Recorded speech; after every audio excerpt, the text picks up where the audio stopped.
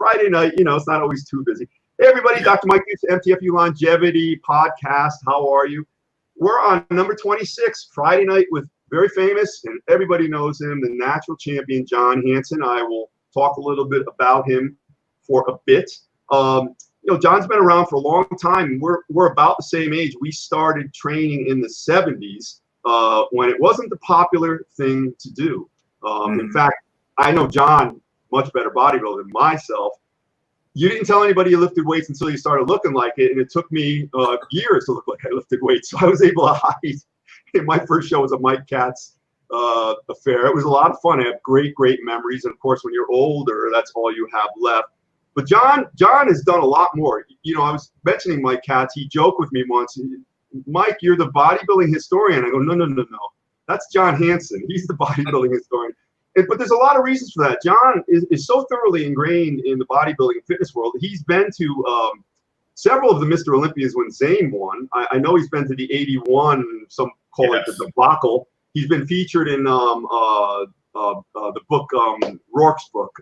Is it Rourke? No, it's Muscle, Smoke, and Mirrors. Right, great book, Muscle, Smoke, and Mirrors. He's had his pictures in there. A lot of the adages are attributable to him. So he's part of bodybuilding history. He's ingrained himself in that. So we're very lucky to have him here. He's going to illuminate some of the darkness for us as far as how he's engendered superior longevity after 5 decades, man, because we're both in there. And like a kid said to me recently in the gym, John, he said, hey, man, you look pretty good for 56.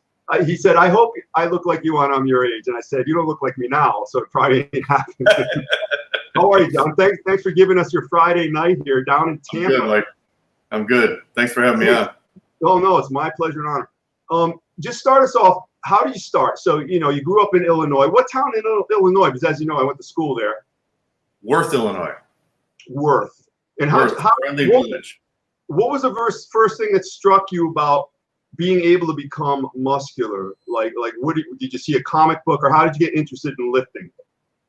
Yeah, it was the comic books when I was a little kid, the superhero comic books. I really wasn't into sports that much. I was kind of a skinny, shy kid, so I loved the superheroes. And, of course, back then I didn't know anything about bodybuilding at all. Didn't know that there was such a thing that existed as bodybuilding. And I forget what age I was, but my family was at one of those antique auto shows, and they had the Batmobile there from the TV show Batman, you know, from Adam West. Oh, yeah. And across the aisle, they had the Black Beauty car from the Green Hornet TV show. And this Bruce Lee and right. Yeah. So That's this cool. must have been right around the time Bruce Lee died, because they had a poster of Bruce Lee from Enter the Dragon. It was a big black and white picture, and it was up against the car, and it said Bruce Lee 1940 to 1973.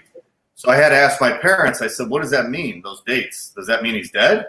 And they said, yeah. And I said, how is this guy dead? He looks like a superhero. I never seen anybody look like this. You know, this is the first real life superhero I ever saw in my life.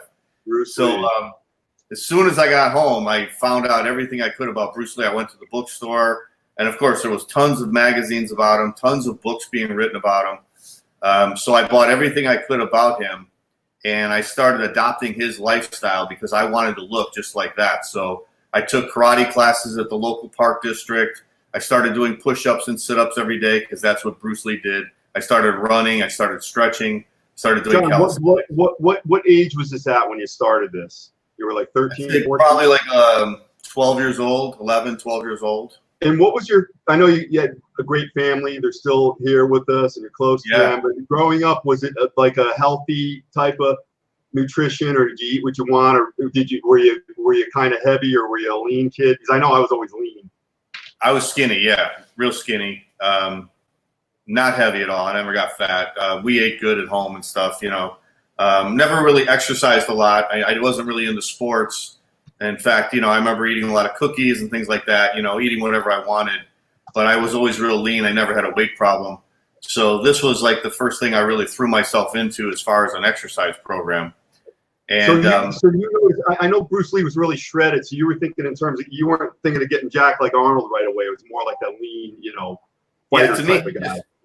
he just looked like a real superhero to me. So I was, you know, I wanted to look like him. I didn't really know the difference between being like really big or really ripped, you know, but I just loved the way he looked, you know. And one of the books I bought, it said that he lifted weights for power and for physique. So when my parents asked me that year what I wanted for Christmas, I told them I wanted a weight training set. I think I was about 13. So they bought me one of those 110-pound weight training sets. Oh, of course. With the plastic weight, or the cement covered with the plastic covering. So it had a little course in there, like 10 exercises, basic exercises, what to do, like one exercise for each body part. And when I got that, I started doing that, like, you know, 3-4 days a week. My friends would come over from, you know, 8th grade, and we would work out after school and stuff. And then I wanted more than that. I wanted to do more. So then I started looking around. I went to a health food store, and that's when I started buying the bodybuilding magazines. And then that's really when I discovered what bodybuilding was. You remember your first magazine? I'm sure you do. Yeah, it was Iron Man. It was in 1976. Boyer Co. was on the cover. Wow, he's doing his side arm. John has a really, really great, it's called Bodybuilding's Legends Show. We'll talk more about it. But you had Co. on, didn't you? Yes, he was a great guest. One of my favorite guests. What a gentleman and a well-spoken, nice guy, you know. And very honest. He's got great stories. Real great guy. Yeah. And, you know, you're preserving that because, you know, people aren't going to be around forever. I think it's important. So now, right. And people appreciate it. I think these guys appreciate being recognized because everything is so transient now. You know, people, you know, I know some kids that don't even realize that Arnold was like Mr. Olympia or Mr. Universe. They just thought he was Muscular at one time. They only know him as like an older guy that runs a show now, you know. Right. Amazing. They think The Rock was the best bodybuilder. I'm like, no, he's right. I'm not gonna tangle with him. So did you see the stuff like Wide World of Sports with Arnold, and then you switched? Because I know you met up with Arnold and Frankie. You saw them, I think, at Disney World or something, or the World's Strong. I know that's how you started progressing the bodybuilding, right? Yeah, that was a great story because when I started bodybuilding and I started reading the magazines, you know, this was probably 1976, around 1977, and there were so many myths about bodybuilding. Like every time someone older would see the magazines, they'd be like, "Oh, you don't want to do that. That's the worst thing you could get into. You're going to get muscle bound, and all that muscle is going to turn to fat when you get older." It was like the worst thing you could ever get into was bodybuilding. So I'm like, but I really like it. I like the way these guys look, you know. So I was kind of on the fence about it. You know, I wanted to really do it, but everybody was telling me it was the worst thing to do. And in the summer of 1977, my mom and dad took me and my brother and my sister on a family trip, and we drove in the family van, and we drove for 4 weeks out west from Chicago. We went all the way out west, and then we came through all these different states. It was an amazing trip. Just got to interject one of our good friends, and if you don't know Lance, you want to know Lance. Lance has a lot in common with us. Lance's father was he just posed a question. I'm going to pose it to you in a second. His father was a very famous golfer. He played with Arnold Palmer and Jack Nicklaus. He won the British Open. His father was the man who introduced weights to the PGA Tour. And Lance grew up, and Lance stayed at Joe Weider's house, stayed at Boyer Co's house, trained with Mentor when he was like 14. And even still, he says, I think I could put this right here. Yes, I think John and I were at the 77 Olympia at pretty close to the same age. I was 14. It was my first show I was at. Still remember the amazing cheering from the crowd. And I bet you could probably mirror that, correct? I actually remember seeing Lance's father in a picture with Frank Zane from that contest. And of course, I already told you, I cannot daunt you or catch you on anything. So you saw Lance's father in a shot with Co. With Zane, I think. It was with Zane. And right. Yeah, so I figured Lance was there. Even though you and we get to bring all the guys out of the magazines to us here that we grew up with, Lance kind of like stayed at their houses, went to the movies with Joe Weider. Amazing. And Lance is a cool guy. He's not like, you know, puffed up or anything. Hi, Pete. How are you? And Lance says, wow, great memory. We were in Muscle Builder. Well, yeah, that's John. Like, hey, Lance, we've already talked about John on the down low, not in a bad way, John. Because we were like extolling our virtues one night, and I says, no, man, that guy Hansen's got us beat. You know, he knows about the page and where it continues in the back of the magazine. Hey, Lance, hey, stop. Thanks for stopping by. I know you're out to dinner. I'll shoot you a message later. Thanks for your input. And if you want to be rude to Maggie for a minute or two and join us while you're eating, that's okay. Just don't tell her I said that. Thanks, Lance. All right, so sorry, John. Go back to see you're getting into bodybuilding now. People were disparaging of it, and your first contest. Yeah, so we go on this big summer trip, and we go all the way from Chicago all the way out west. So we went to California, and we came through San Francisco, and then went down to Southern California. So I didn't tell my dad ahead of time, but as we were in California, I told him, I said, I want to go to Gold's Gym, and I want to see the famous Gold's Gym, because I had been reading Muscle Builder all year. Of course. In 1977. So I knew about Gold's Gym. I knew Robbie Robinson was there, and Frank Zane, and Cal Scalak, and all those guys. So we were on our way to Universal Studios, and my dad said, we can't go because we're on a schedule. Today we're going to Universal Studios. Tomorrow we're leaving for Las Vegas. So we're on a tight schedule, like every day. So I was really bummed out. I'm like, man, we come all the way to California. You can't go to Gold's Gym.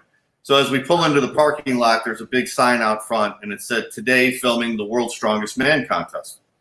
So my mom tries to cheer me up, and she says, well, maybe you'll see some of those bodybuilders here. And I'm like, no, it's going to be a bunch of fat weightlifters and powerlifters. I'm not going to see no bodybuilders, you know. So we pull in, we get out of the car, and we go to get in line to buy tickets. And off to the left, they had this area roped off, and it was like where people were eating lunch. I figured it was like people that worked at the park or something. And my brother stops, and he goes, John, there's Arnold. And I look over, and Arnold's sitting at a picnic table with a girl and a guy, and he's eating lunch. So we stop, and we're calling over to Arnold. Hey, Arnold. And he's looking at us like, who are these guys, you know? So then we see Franco walking around with these green shorts on, no shirt, real muscular. This is 1970. John, is this the year he blew his leg out, too? Yeah. It must have happened right after that, you know? Wow. And then we see Lou Ferrigno walking around, and Lou's like 6'5", 275, muscular, ripped. He's got this red one-piece like wrestling outfit with a weightlifting belt on. So we call Lou over, and Lou comes over, and he signs our autograph because, you know, my mom's like, oh, we see you on TV. Because he was in that Superstars competition. Remember that? It was on ABC TV where he competed against other athletes. He did pretty well. I think he came in fifth overall. He did not bad, you know. He did good, right? Yeah. Bodybuilders. This is before the Hulk. This was right before. Oh, no kidding. Wow. Okay. Yeah. All right. Because Lou was planning on going into the Mr. Olympia, and he was in California all year training for the Mr. Olympia. So, and he looked fantastic. This is like the best he ever looked. Well, John, you know, your youthful interpretation of things varies from when you're older, but do you remember him as being like a giant walking over, like he couldn't even? Yeah, actually, I got a picture of him, me and him in the picture. Oh. And he's standing right in front of me. I'm like 14 looking up at him. And huge. It's like his deltoids were like this big. He was just huge. John, you got to admit that, you know, you got to admit overall, though, going to Gold, you could have run into maybe like the Barbarians and Bob Jokowitz. Instead, you got Arnold, Franco, and Lou. You got like that's what I said. I mean, and it was so then we eventually like hopped the rope, and we went over and met Arnold, and we met Franco. Oh, that's really cool. I was thinking about it later. I'm like, I met the three greatest bodybuilders in the world in one day, just by chance. I met Arnold, Lou, and Franco. So that's when I said, I'm destined to be a bodybuilder. This is destiny. You know, all these people saying don't be a bodybuilder, they don't know what they're talking about. This is my sign that I'm supposed to be a bodybuilder. even though you were really young, you recognize the serendipity of it, where it has. Oh yeah, absolutely. Yeah. You know, there's a detour, there's a sign, weightlifting today, and go there. These three. You know, how does that possibly even happen? We're walking around Universal Studios that day, and all I could think about was Arnold. Oh, you didn't care. Nah, Franco. I couldn't wait to get back home from vacation because I could start lifting weights again. All right. So when was your first teen? I think you first competed when you were 16, right? Yeah, 16. And you look good. I mean, in fact, you placed in a Teenage America, and back then, you know, teenage divisions were very, very difficult. There were a lot very of tough. Yeah, really, a lot of classes of 40 kids and stuff, and so obviously you saw in your head, you're responding to the weights. So what did you think about your future at that point when you were a teen and competing?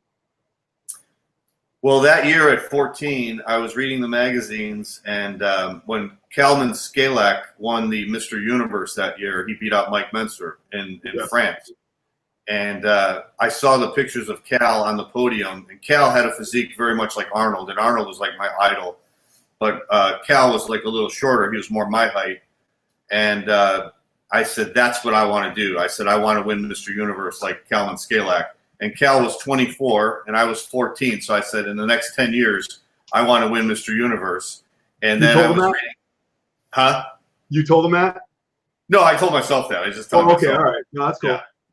So then I would see pictures of Mike Menser, and Mike Menser was the editor-in-chief of Muscle Builder magazine at the time.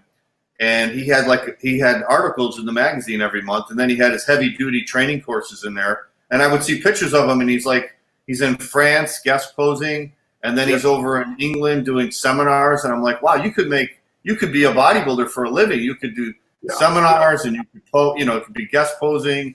You could have these mail order courses. You could write for the magazines. So that was my goal initially at 14. I was just going into high school, and I said, I want to be Mr. Universe, and I want to be a professional bodybuilder, and I want to market myself, and this is what I want to do for a living. I knew nothing of the sport. I knew nothing of genetics, drugs, listen, contests. I've known you, and I've known of you for almost your entire career, and you self-actualized on that. But I do want to mention something, and I like this perhaps the most.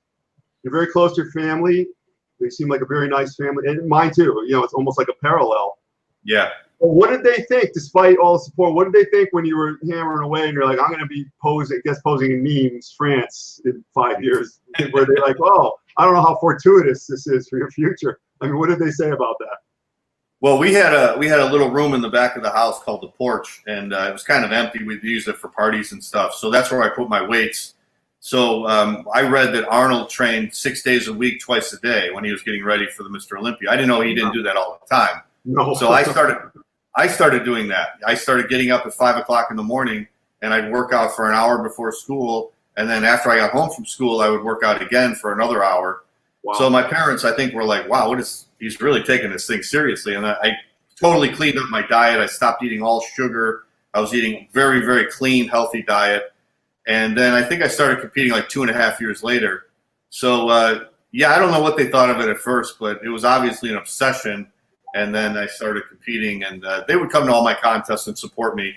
But, I was totally in. Like, from the moment I started, I was totally in. Looking over the landscape of your life, you always have these moments. And would you say one of them, as far as being, I like to call it, those times when you're electrified with happiness from this moment? The first time you posed on stage, was that like the best feeling for you? I mean, it was for me, even though I didn't place or anything, but it was just something, well, think about how hard that is to go on stage, no clothes, go like this, look good enough under unforgiving light for people to clap, Yeah. I mean, what was that like for you? I'll tell you a funny story, Mike. When I started my freshman year in high school, I took a public speaking class. And we had to do all different types. We had to do 4 different types of speeches. We had to do a demonstration speech, a persuasion speech, an information speech. So on my demonstration speech, I did it about bodybuilding. And as I'm talking about the sport of bodybuilding, I take my shirt off in the class and I jump up on the desk and I pose in front of the whole classroom. And my teacher's looking at me like, what is he doing? So I got an A on the class.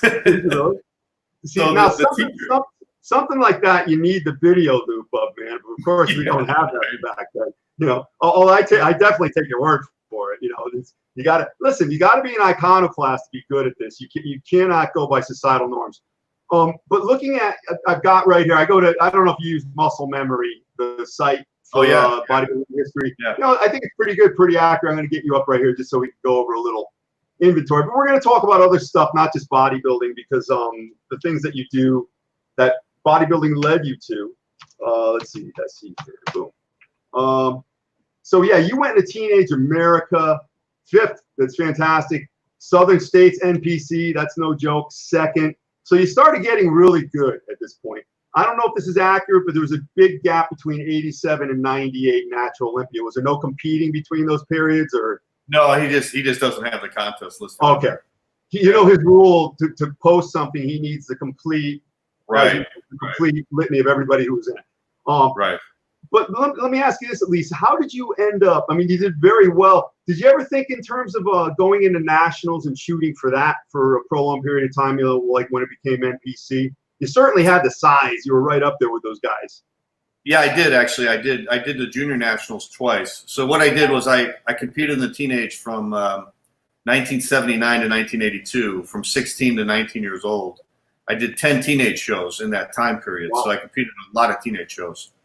And after that was over with, I still wasn't big enough. So I took like a 2-year layoff from competing, and I bulked up to 230 by the time I was 21 years old. Wow. So I was bulked up, I was 230, and then I was going to pursue my goal of winning the Mr. Universe, the IFBB Mr. Universe. So I gave myself a 5-year period from 22 years old to 27. And I said, if I don't do it by then, I'm not going to keep doing it. So I started going in state level shows, regional level shows, and then I figured I'd do the junior nationals. And back then you had to win the nationals, and then you had to go to the Mr. Universe to turn professional. Right. And then I figured if I turned pro, I was going to spend like 5 to 7 years as a pro bodybuilder. So that was my original. At least you gave yourself deadline. Yeah, that's imperative. To give yourself a deadline. If it ain't, then you got to go on to the next thing. And back then, I was just talking to somebody about this. Back then, would they give out 4 pro cards a year or 6? 4 a year. Yeah, and that was it. And now, did I tell you my mother's an IFBB pro? Who's that? My mother. She's an IFBB pro. My mother. Your mother, really? No, I'm kidding. I'm kidding.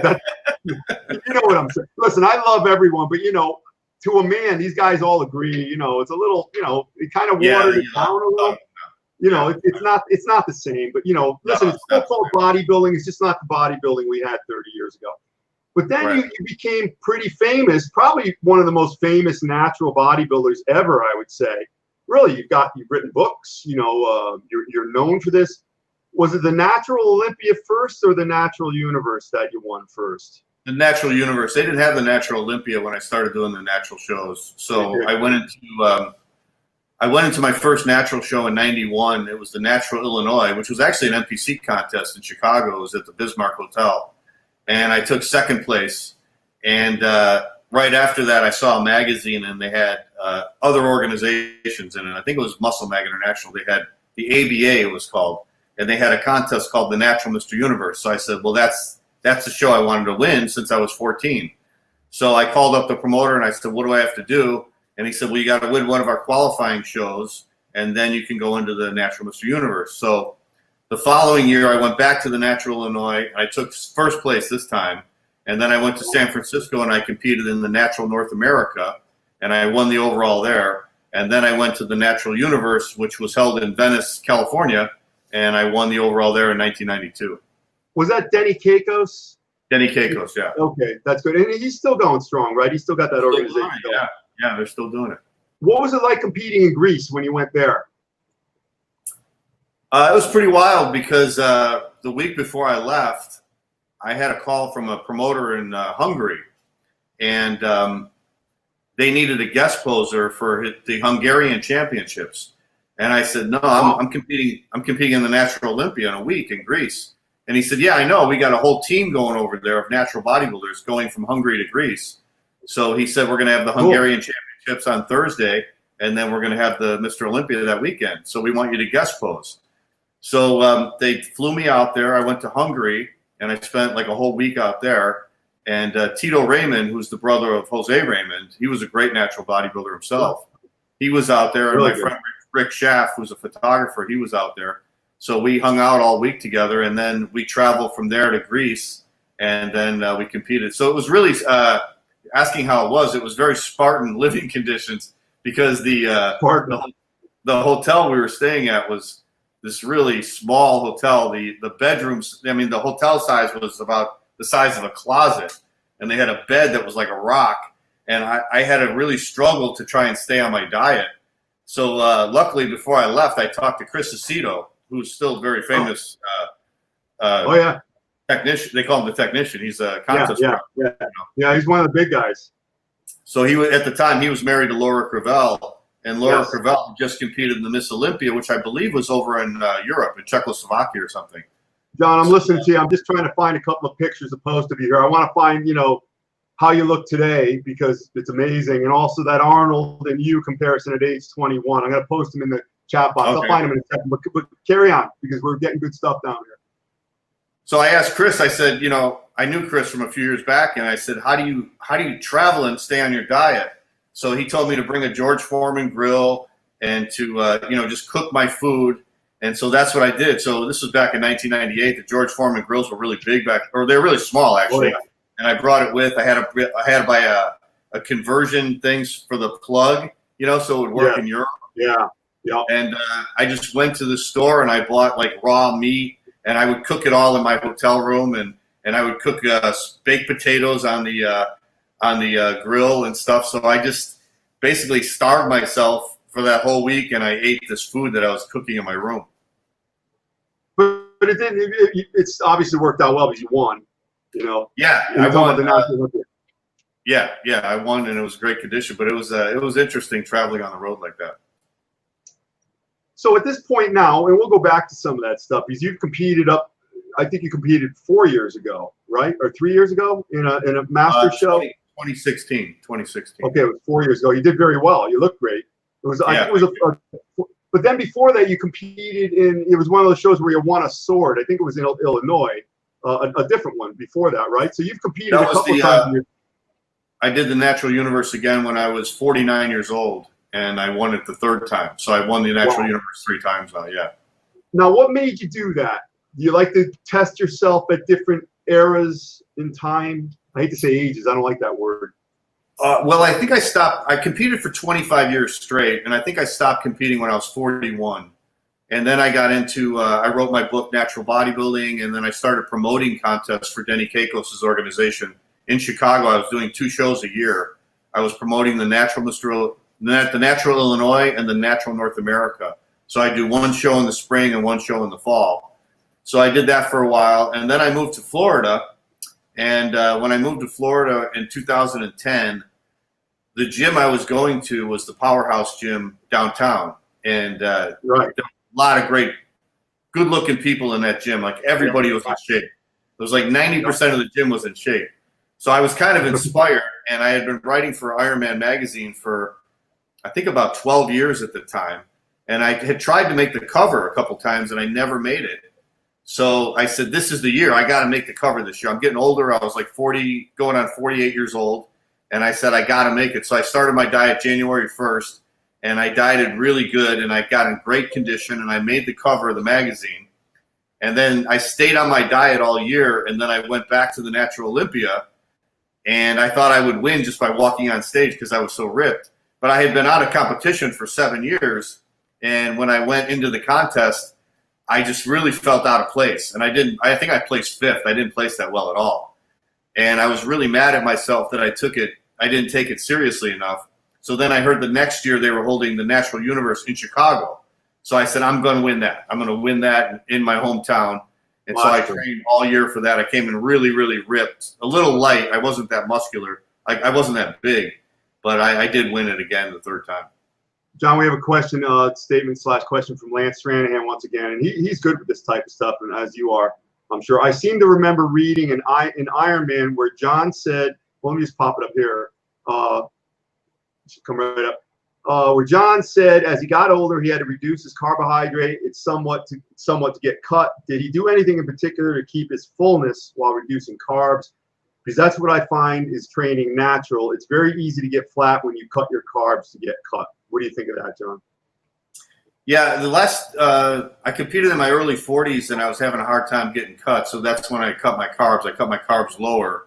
But it's interesting because when I went back into competition, when I tried to make that cover for Ironman magazine when I was 48, I kind of went reverse. I went low fat, higher carbs, and that seemed to work better. So for me, for my body, even as I gotten older, it seems like it works better for me to eat like a little bit more carbohydrates and less fat. And I think you either got to go one way or the other. You got to eat higher fat, low carbs, or higher carbs, lower fat. So, John, I've talked like you have talked to a lot of guys, and really, like guys like Doug Brignoli, known for being real ripped. Andreas Colling's probably posing right now or something. He's shredded forever. But Right. and other guys, they all say, I pose this to them. Speaking of carbs, I'd say white or brown rice, and they're all like white. That whole glycemic index thing, they're not really that high on it as far. What do you think of that? I agree with that. I eat jasmine rice too. I think when you start combining food groups like protein with carbs, it does skew the whole glycemic index. So it's not you don't have to be as strict with it as you would think. So it skews it in a more advantageous. It's not as deleterious to eat the white rice. Yeah, because when it's not like you're eating the rice by itself. If you were going to do that, then it might cause your blood sugar level to go up a little higher, and then it would affect your the glycemic index. But when you're mixing it with steak or with turkey, then it skews the whole glycemic index, and it's not as important. John, in your type of training, and obviously it's very you use strategy, and do you ever incorporate like testing your blood glucose or anything like that, just to test levels and see how you're reacting to certain amounts of carbs? Or I know some guys do that, and it's a little unwieldy pricking your finger every day or every other day. But do you ever do anything like that, or it's not really an issue? I haven't done it, but I would be open to doing that. I've thought about doing that. So I might Lance is really he was a great. He's from Florida. He's lived in other areas, but he's in West Palm now. But he was one of the Defendus people. His father actually was. His father competed. But Lance had really great. If Lance pushed it, he could have been one of the guys in the magazines all the time. He had that kind of potential. But he's really fastidious about the carbs like that. He measures every day, and he notices with certain levels, like he'll hit 100 grams, and he gets in this condition. When you're training naturally, it's different than the stuff. Obviously, you're not powered by that synthetic. Mm-hmm. So I think you got to be more attendant. I think in his case. But going back to you, I can't do it now, but after we're done with the podcast. And by the way, folks, questions appreciated. We'll post them. John mostly will answer them, even if it's afterward. I'm going to give you some contact info for John. He's got great sites. He's published several books that we'll talk about soon. He's got a great podcast, Legend Show, does all kinds of stuff that you don't want to miss, and you won't, because we'll give you all the info. But I wanted to post, pictures of how you look now, like your front and your side, and also that great comparison of you and Arnold at 21. And I could see where you saw, like, hey, man, I'm right there. John, I was called out once by some gym owner because I post pictures of myself next to Zane, and it's just in good fun. I got a lot out of bodybuilding. I know what I'm all about, and I know what I can do, what I can't do, which is almost everything. But some guy goes, who are you to put your picture up next to Samir? Listen, I'll try to win people over before I make them an enemy. And I said, you own that big, real famous gym. He goes, yeah. I go, well, when did you become a fraud? And he goes, well, I'm half joking. He goes, what do you mean? I go, well, don't you have pictures of the champions on your walls in your gym? He goes, of course. I go, what are they up there for? Because of the champions. They go, no, well, really, what they're up there for is they represent what a human can do. And me, when you're a movie guy, and we'll talk about that. John's got another great site for movies. When a person goes to the movies, it's entertainment ideation. You're sitting there, maybe your life is good or bad, and you're watching Tom Cruise climb a mountain. In your head, you're imagining you're him. You're not, but that's how you escape. That's how you push and you keep going. So maybe I'm trying to tell them, I'm like, look, your entire business is predicated on lifting these people who are beaten down inside, and you're telling me I shouldn't be standing next to Zane, But anyway, so he blocked me, and that was it. But I could see, looking at your picture next to Arnold. I mean, was that your push? Like you were trying to follow his trajectory, perhaps? Well, when I started bodybuilding when I was 14, I was real skinny, and I would look in the mirror in my bedroom, and I was like, how am I ever going to look like these guys? They look like they're from another planet. I couldn't even compare myself to them. And I actually had kind of a negative attitude, I would say, the first year I was training, because I was consistent with my training. I never missed. I would train in the morning. I would train at night. But I didn't really believe that I could look like these guys. And then right around that time, I read an article in Muscle Builder magazine. I can't remember who wrote it. It was either Mike Menser might have wrote it or Joe Weider, and it was about genetics. So I was going to a high school. It was Shepherd High School. And at the time, they had the freshman class in one building, and then they had the sophomore, junior, and seniors at another building. So it was kind of different. So in this one building I was in, it was only freshmen. There was 2 guys in my class, in my freshman class, that had really good physiques for 14 years old. The one guy was named Ricky. He was real kind of big and ripped. He had veins, and he was a pot smoker. He was a big partier. Oh, yeah. And he was going out with some hot-looking blonde, and I'm like, wow, this guy looks great. And he's like a pot smoker. He's like, I'm super dedicated, and this guy's partying and smoking pot. This other guy, Greg, he was like a big, bulky guy, and he was always eating junk food, candy and stuff. And I'm like, I'm following a super strict diet. I don't understand how these guys are better than me. So I read in this article, and what the article said was, you need genetics to be a great bodybuilder. And they said if you took 100,000 people and you break it down, maybe only 1,000 have good genetics. Out of that 1,000, maybe only 100 are going to actually work out. Out of that 100, maybe 10 are going to compete in contests. And out of that 10, there's only 1 that's going to make it. So I'm like, I was totally dejected because I'm like, well, that's it. I don't have genetics. I'm 135 pounds. These guys got genetics. I don't have genetics. Damn that weeder. Damn him. Yeah. So when summertime came, I was out of school and I didn't get to see these guys every day. So I think my attitude started to improve. And I read an article by Arnold in Muscle Builder, and he was talking about the power of the mind, how you have to be really positive and you have to visualize success. And he talked about Franco and he talked about Frank Zane. And he said if you would have saw Franco when he started lifting, he was like 120 pounds. You would never think this guy could ever win a contest. Same thing with Frank Zane. Frank Zane was so skinny, you would never think this guy could ever be Mr. Olympia. And yet Franco and Arnold both went all the way to the top, and they became Mr. Olympia. So I was like, he's right. You know, I have to think more positive. I have to visualize success. And so that's really when I started thinking more positive. And around that summertime, I made great gains because I was thinking more positive. I was training better. And at the end of that summer, I had my brother take some pictures of me posing at our house. And I looked at the pictures, and I could see that I had long-term genetics. You know, I didn't have the kind of genetics where I grew really easily, but I had wide shoulders. I had a big rib cage. I had a peak on my bicep. Yeah, my lats, you can see, my lats were attached really low. I had a chest that was real long and wide. So it was like, I got to fill it all in with muscle. I got to work hard over the next few years to eat, you know, train hard and eat more. But I've got the genetics to get there eventually. It's just going to take a lot of work.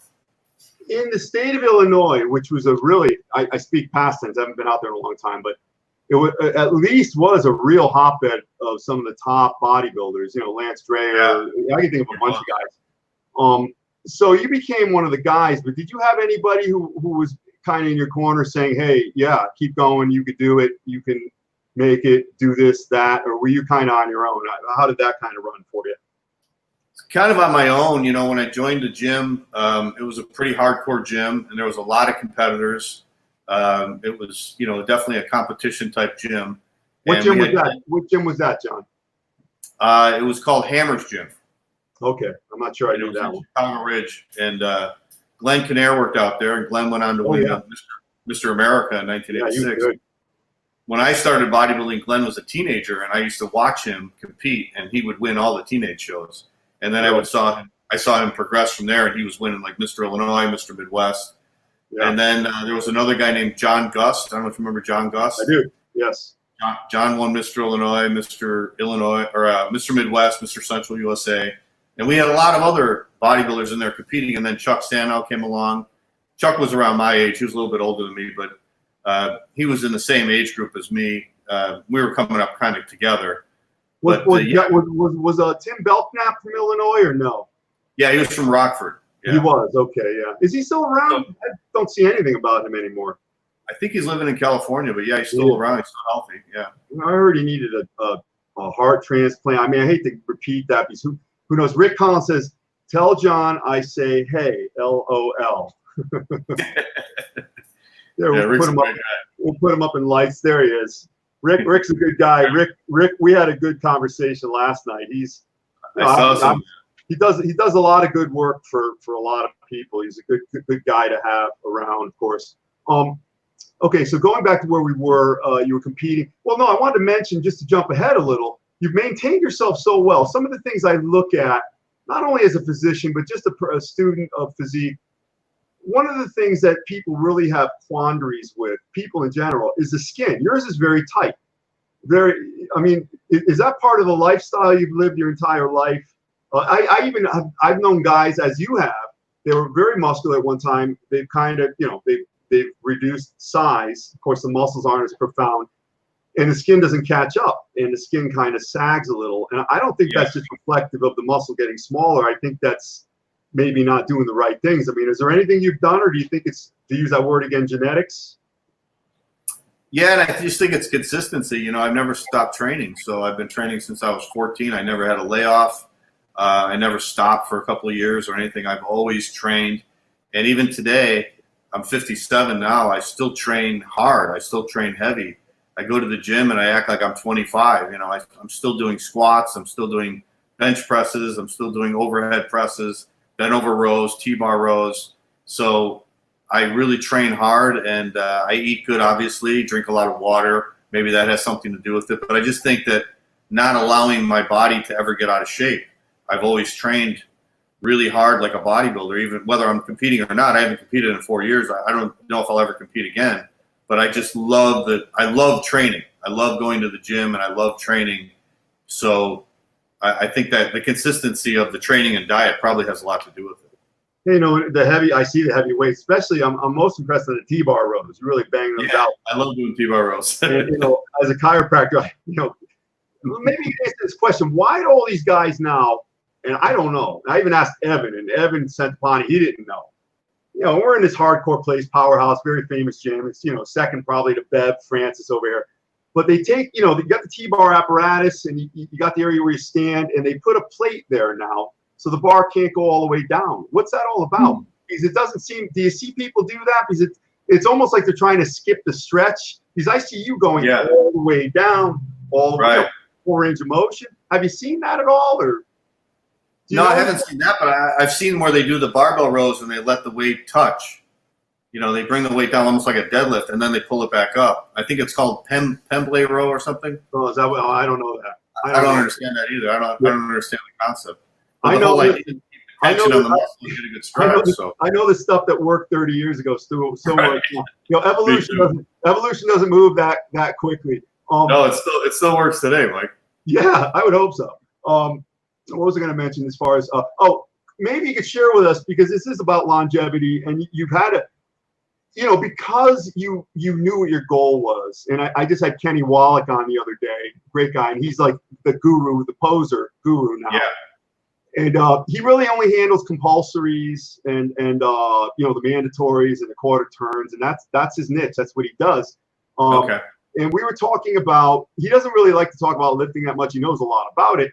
But he made a good point. He said, if somebody doesn't know how to pose, they did all this work to develop their body, they don't really know why they're doing this, the whole thing, when they can't complete the deal. Whereas a guy like you, because you've always known your crystalline goal off in the horizon, you've known how to train correctly, not injure yourself, proper form, go as heavy as you can, biomechanic correctness, because the goal is clear. I think there's some truth to that. But when you're just yanking things around and you're not worried about getting hurt, because the young guys think they're not going to get hurt. And then I'll let you address that. Then you can talk about your hernia that the surgery you recently suffered. Yeah. Your thoughts on any of that? You want to talk about training? Well, no. Well, actually address really, I was going to segue into the fact that you've always trained, never really got hurt. But then you developed a hernia. I don't know if that was sudden or over time, and you noticed it, and then you had to have, and it put you out for 6 weeks. I mean, what was that like as far as healing? Actually, I did the hernia back in 2011, believe it or not. Yeah, I think I was dieting for one of those contests when I was coming back, and I was squatting, and I felt it. I felt a little, and then I noticed when I got real lean for the contest, it would stick out a little bit, and I could push it back in. I'm like, I think this is a hernia. So it was right in between my upper abdominal muscles, but it never bothered me. It never hurt. So I never got it fixed. Right. And you really couldn't even notice it unless maybe I got really, really lean and all the fat was gone. Then you could see it. So the last couple of years, I've had a job where I'm working as security at a hospital. So I've got great medical benefits. So last year I went in and had it looked at, and the guy said he could fix it. He said, "Be no big deal. Just makes a slight cut and stitches it up, and no big deal." So obviously the benefits took care of the cost of it. So I figured I might as well get it fixed now because it's never going to go away. Even though it wasn't bothering me, I'll just get it fixed for cosmetic reasons, if anything else.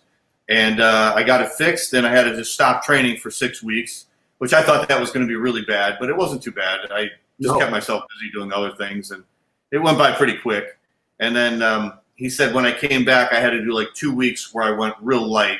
So I just used machines. I did all hammer strength machines, and I didn't use any free weights. And then 2 weeks after that, I started training, but it came back really fast. And I was really surprised I didn't lose hardly any muscle.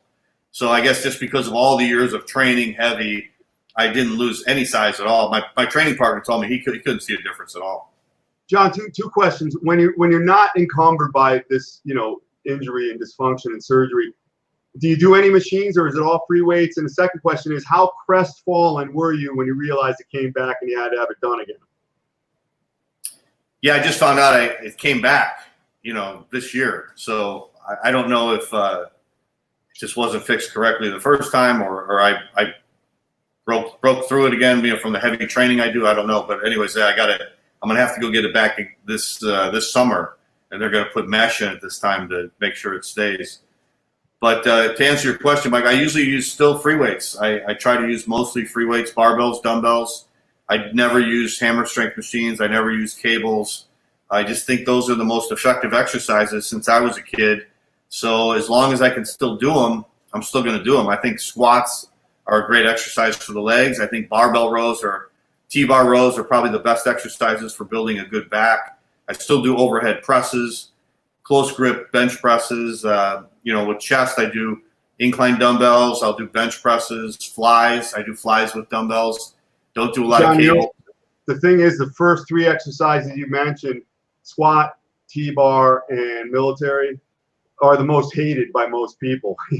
Yeah. And to facilitate adaptation, you got to do the stuff you don't like. So I agree. Right. If you're able to do these guys that are older, because they're beset with either degeneration, injury, doing the wrong things, they're often consigned to having to do mostly machines for the control and the safety and all that. So I would say, yeah, I agree. If you're able to do that stuff and you maintain superior bulk, there's not a big difference.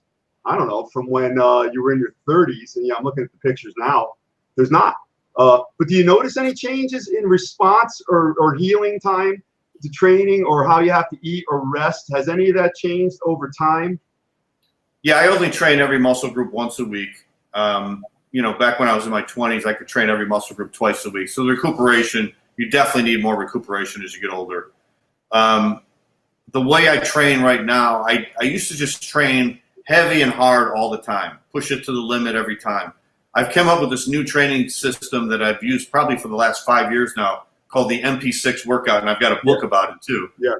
And so basically it's just periodization.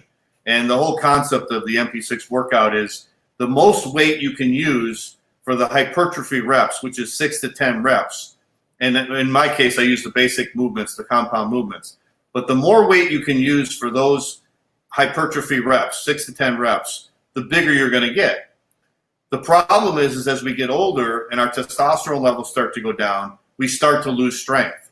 So what I do with the MP6 workout is I'll do a 6-week cycle that's devoted specifically to strength. So I'm doing the same workout as I normally would do, but I'm using heavier weights for like a 3 to 5 rep range or a 4 to 6 rep range. So I'm using heavier weights, and it goes up gradually every week. So over that 6-week cycle, it's a progressive increase. After that 6-week cycle, I'll do what's called a deload week, go to the gym, and I'll train really light, like 50% of my normal weight. I'll do that for a week. Then I come back, and now I do a mass cycle. So based on the weights I use with the power cycle, now I use it for the mass cycle, and now I'm using higher repetitions. Instead of doing 3 to 5 reps or 4 to 6 reps, now I'm using like 6 to 8 reps, 8 to 10 reps. And I'm basing those weights that I'm using based on the weight I used with the power cycle. So I'm building my strength, then I'm increasing the muscle mass. Then I go back to building my strength, then I increase the muscle mass. And so I keep doing that. And it's really a fun system to use. because you're not training to failure. You're not doing forced reps and negatives. I don't even really need a partner. I can just do it on my own because I'm using a weight I can handle for that amount of repetitions. And it's gradually going up in intensity, and it's gradually going up in poundages, but it's something I can handle over that 6-week period. That's a big key, especially not having to go to failure, forced reps, all that, working on your own, avoiding injury. And the MP6 workout, everyone, again, I'm going to post all the contact info. You can acquire this system from John and my good friend and member of my advisory board, Dr. Aaron Witten, a great bodybuilder and powerlifter and a researcher. He purchased a system. He loves it. He was speaking. Stolen his purchase. Yeah, no, he was, John. We were talking before I had even known about it. And he thinks most things suck in a good way, meaning he's very, he's not quickly swayed by the new, everything's new, and because it's very, like we were intimating earlier, there's not much new. There's only so many ways you can work a bicep. Read somebody recently, one of the guys from the old school, and how did you build your biceps? Well, I do curls. Well, what else? Well, a curl's a curl. How many vectors can you get your, I don't know, man. You could supinate, you could pronate, But John's got it. So talk about your books a little. You got some interesting books. I was telling you how when it first came out, Natural Bodybuilding, it was probably one of the first books of its kind. You had a publisher and all. It was a big book. I have it somewhere.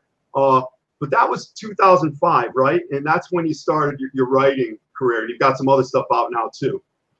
Yeah, I was working for Ironman magazine at the time, and I had a column in there called Naturally Huge, and I was answering questions every month from people around the world about training and nutrition, especially being a natural bodybuilder.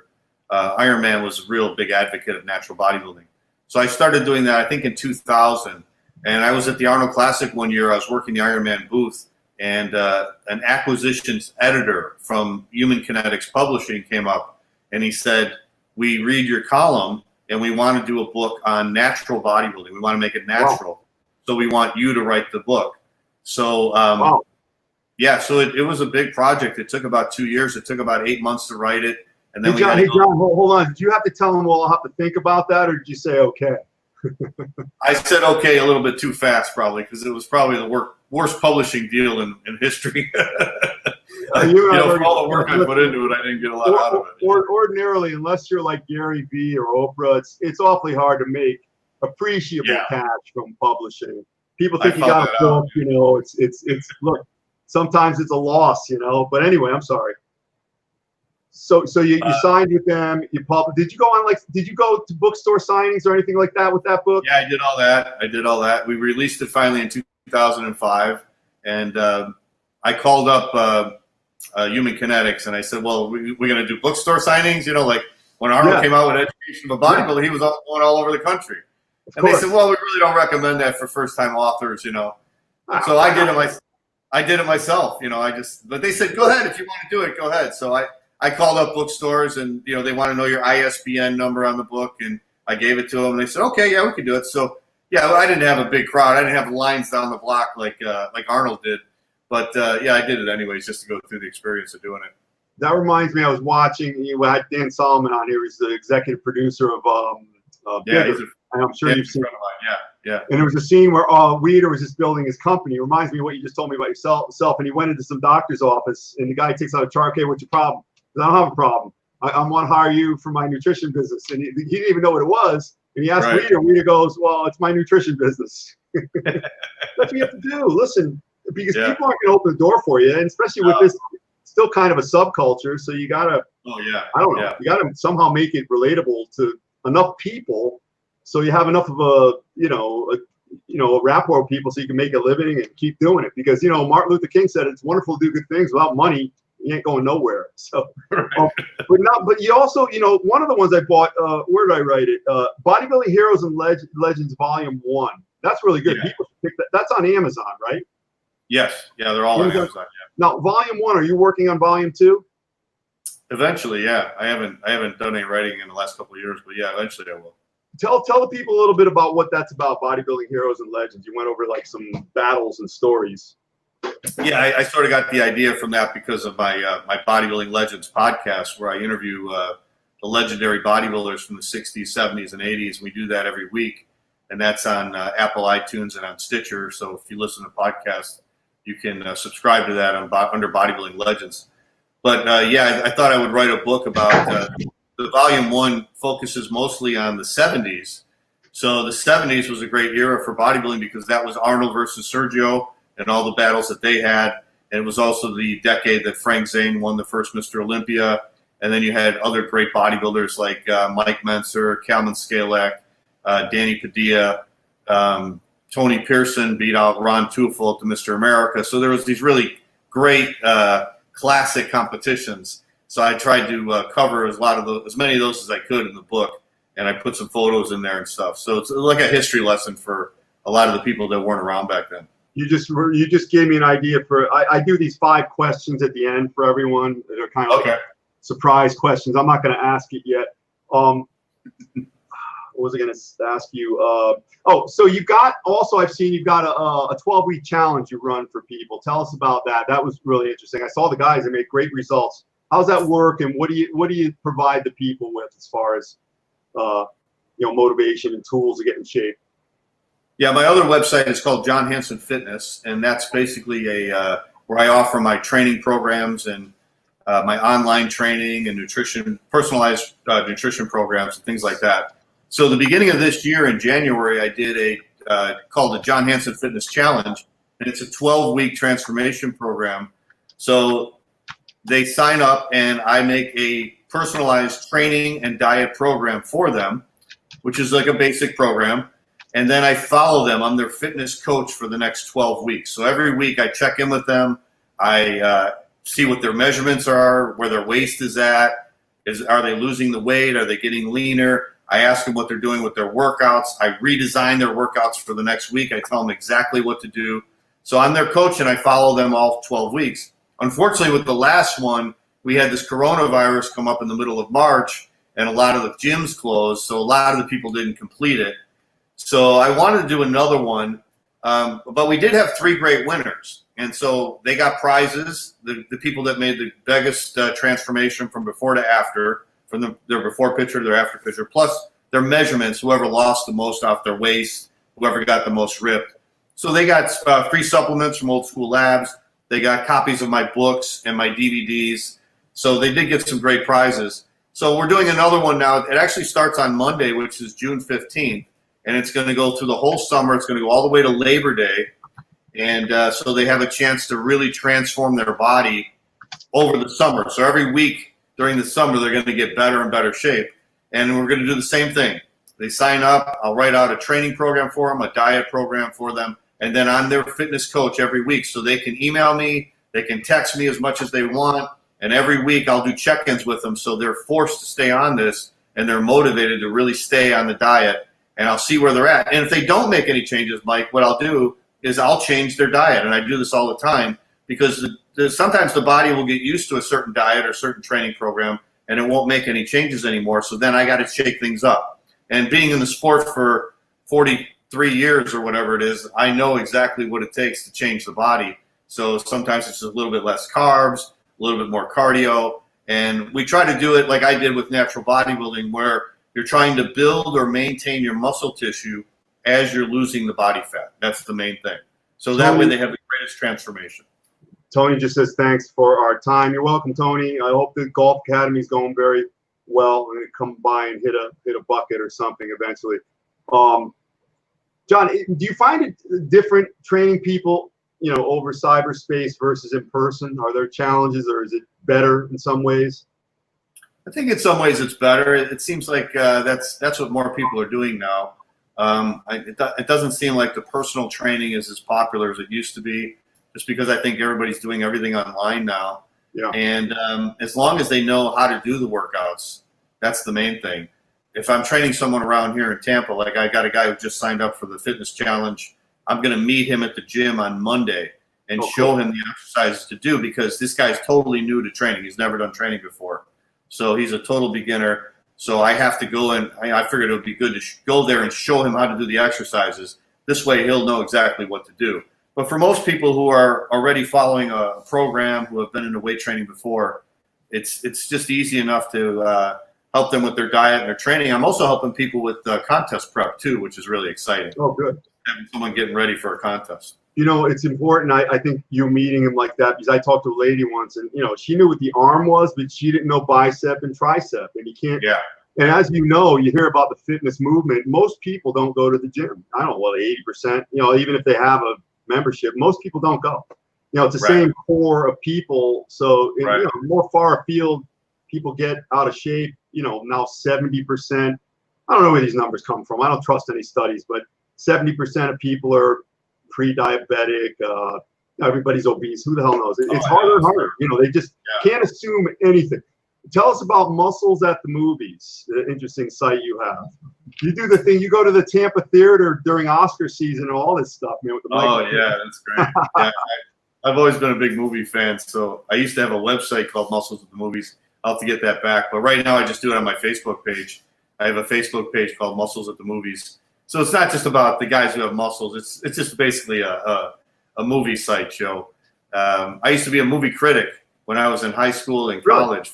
The college paper and the high school paper. So I've been a movie buff for a long time. And coming from Chicago, that's where Siskel and Ebert were from. So I used to read Roger Ebert and Gene Siskel's reviews in the paper when I was a kid growing up, you know. So, yeah, but I'm a big movie fan. And like you said, they have in Tampa, Florida, they have a theater called the Tampa Theater in downtown Tampa. It's like 100 years old, and they've restored it. It's one of those classical movie theaters with the big ceilings. Oh, and nice. They even have a guy who plays the organ on stage. Really? Before the movie starts, and then when the movie starts, he goes down into the stage. John, where's that at? Because I'll be down there soon. We go a few times a year. Tampa. Yeah, it's right in downtown Tampa. It's on Franklin Street. Oh, maybe Denise will go next week. What's it called? The Tampa Theater. The Tampa Theater. So the guys, I don't know if they're really open. I don't think they're open now, Mike, because of this. No. Well, when I end up going, I'm not invited this time. So hopefully, when it blows by, I don't know. Maybe they'll open just for me. I doubt it. Hopefully, it'll be opening soon. Yeah, man. Listen. You know what I say? As bad as things look, and you and I still get up. We still burn like acid and do things, because I think in our head we know all will be well. You know, Arnold said it in one of his books. He said, somebody asked him. It was one of his biographies written by Lemur, I think, or something. Arnold's biography, and it was Arnold. It wasn't unauthorized like the woman Wendy Lay. Right. And I don't know how much was legit and whatnot. I try to read as much as I can. But he said this. They said, how do you get through all this adversity? And you've probably employed this. I know I try, especially times like now. He says, you know what I do? There's this place in the back of my head where everything is accomplished, and it's just as I picture it, and it's crystal clear, and I can go there when I'm in the din and the chips are down and I got hurt on a stunt or whatever's going on.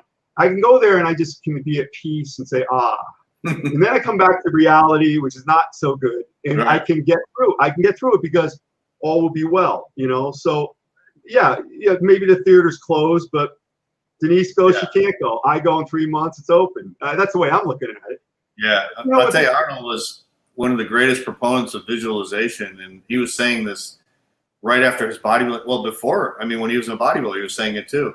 He would already see himself achieving his goal. Yes. And then while he had to go through all the work, it was okay because he already knew what the final product was going to be. So when he was 15 years old and he's a skinny kid in Austria, he's already seeing himself winning Mr. Universe, and he's on stage and he can visualize it all. So now when he has to go through all these workouts and he's got to ride his bike 8 miles into town to go to the gym every day and go back in the cold weather, it's okay because he's not looking at this time, he's looking at the future. And he did that with his movie career and his real estate career. The guy's amazing. And what did he say? My legs weren't there, they were like noodles. Yeah, right. You remember that? I was talking to Zane, as you have, and Zane was telling me, and Zane was bewildered, even at this point. He says, I was on the beach teaching him algebra when he first came here. We were all around the fire. You've heard that story. And all of a sudden, I'm going to be the best bodybuilder. And they said, yeah, man, you probably do it. You're almost beating us right now. And then, and then I'm going to become rich with real estate. And they go, you got to work hard. Then I'm going to be the biggest movie star. And and they told him all the negatives on that. And then he said, but this is the thing where Zane was still to this day kind of dumbfounded. And he said, I'm going to be governor of California. This back in '68. And Zane looked at me and says, can you believe that? I'm like, oh, man, you were there. I mean, he told you, you know, but it's just this thing, almost like, right, craziness, or almost, you got to just be conditioned. I mean, he couldn't have cared what anybody thought, right? Right. I just interviewed a guy last week on my podcast. His name was Walter Vandenbreden, and he's an IFBB judge from the Netherlands. I saw that. And, Walter met Arnold when Arnold was 18, and he was in a contest, and Arnold was backstage. And Walter had seen him in some of the magazines already at that point. And he said, "You're Arnold Schwarzenegger." And he said, "Yeah."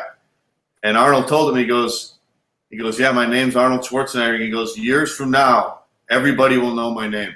He's 18, and he's saying this, you know, you really can't, John, you can't take that as boasting, because it's of him. It's part of him. He's just already, like the thing in the head, he's already there. Just go. Yeah. You know, I was talking to Rayhan Jalali. Do you know who he is? A sports supplement researcher. He was in the ground floor with Bill Phillips, EAS. If you saw him, you'd know him. He's a trainer in Cal. He's the trainer. Okay. He's the trainer of superhero bodies. He trains Stallone, Ben Affleck. You know, the whole list goes on and on. And so one night, Rick Collins knows him really well. Really smart guy. But here's a story for you. He says, you know, Mike. One night I'm over at Stallone's house because Stallone called him on the phone one day. "Oh yeah, you know, Ray, I want to hire you." And he goes, he hangs up, thinks it's one of his friends. Stallone calls him back. "This is really me." So, you know, goes over his house, becomes his friend. So he's over there one night playing poker, and with De Niro, Pacino, and Stallone. So, you know, imagine that. Yeah. But he came to a realization which may separate us from this cloth of individual, aside from the fact that they're famous and rich and all that. He said they have so much money already that erases any distractions that may come and take them away from that goal. Because you have a clear goal, I have clear goals, but then all these other things, you know, I got this huge overhead every month, and maybe I have to do, right? So, you know, that might be that missing element that I'm not saying you per se, but you may have had, like, you're thinking, you know, I did all this, but why didn't I get that? Yeah. And then you're talking about this judge, what's his name, Walter, Walter. Yeah, you know, he just said, he's describing Arnold, and you can tell Arnold had none of that, you know, impeding him, you know. Yeah. And he just went straight through. Let me see. Let's ask these questions, then we'll go back. I got a couple of questions for you. So I'm going to shoot a question out. You just tell me what you think. And these are from two movies. The movie Bigger and the movie See Arnold Run. As far as Arnold goes, who did it best, Callum or Roland Kickinger? Well, I don't remember if I saw See Arnold Run. But I thought Callum Van Moger, I thought he did a great job. I thought that was one of the best parts of that movie, Bigger. I thought he nailed the accent, and he nailed the persona of Arnold. So I thought he did a great job. Especially early on when he had the greasy hair and it was all like, you know, the white tank top and all that. You know, I actually saw them film that movie. Dan Solomon. I saw that. You're right. Yeah, and he said, "Hey, we're filming the scene where we do the 1970 Mr. Olympia." Yeah, he said we're going to film it in Birmingham. So I drove from Tampa to Birmingham one day, and it was like, I think it was a 9-hour drive or something. I wouldn't drive. I understand. Yeah, I saw him film it that day. It was great. Really? So they let you sit in the audience, or you were behind the cameras, or how did that work? Yeah, I just sat there and I watched them film it the whole day. And they had people in the audience that were supposed to be like the crowd, you know, and they were dressed in 1960s or 1970s clothes and stuff, you know. But I made a suggestion, and I told Dan, I said, you know, Dan, this was the contest where Arnold told Sergio to walk off the stage. Like, they were up there doing the pose down, and the crowd was going crazy. And Arnold went to do a back shot, and he turned to Sergio and he said, "Hey, Sergio, I'm done. Let's go." And so Sergio goes, "Okay." So Sergio walked off stage, and then the crowd started booing, and Arnold stopped, and he turned around, and he goes, "I don't know why he's leaving." And he's like, come on back. So they put that in when he suggested. Yeah. Oh, that's cool. Well, you know, Dan played the MC. Here's one for you. Chickarillo was on the end playing one of the judges. Right. I competed in the the 81 Natural America. I was in a teenage up in Utica. And I actually talked to Russ Testo today. He's, you know, Russ, right? Yeah, he was in that show. Yeah. Yeah. Oh, did you really? Yeah. We were talking about old times and how, you know, Arnold discovered him and had him posted the Olympia. But Ciccarello was in my class. He was 15. I was 17. I came in 9th. He was already like a man. So, you know, you could tell looking at him, he'll be a pro, you know? Right.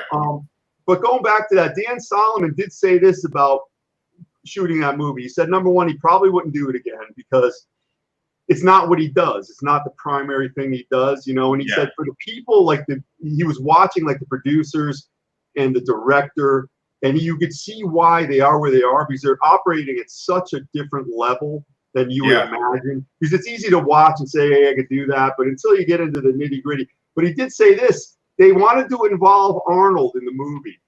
So they contacted Arnold. Arnold's kind of like, nah, you know, I don't have time, this and that. But once Arnold found out it was a real project, you know, with money behind it, and Arnold wasn't happy with the outcome. Then he had all these things to say. He didn't like the guy who played him, and it wasn't because, you know, they did change some of the, you know, events, as you know. The history, yeah.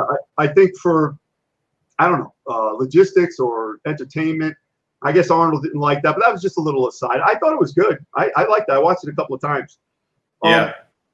What was the worst contest decision you ever witnessed that you were either watching, actually, because I'm kind of implying something here? The 1981 Olympia. No contest, no comparison. No plus. Yeah, unbelievable. It's amazing. Can you tell us like one impression? Because, you know, Mike Katz told me this.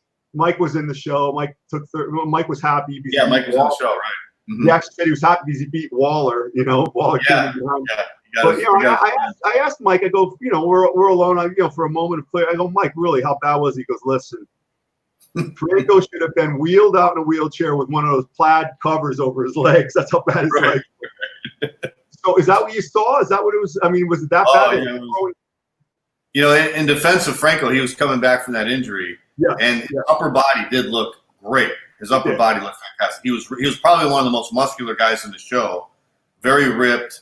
I didn't see him when he won in '76, but he looked amazing to me. I thought he looked great. That was the first time I ever saw Franco compete. But his legs were just smooth. I mean, they had no cuts in them, no separation of the quads. So you figure, you know, in the 1970s, the bodybuilders may not have had the best legs, but by the 1980s, you had bodybuilders with some really good legs. You had Mike Menser, you had Casey Viador, you had Danny Padilla, you had Tom Platz.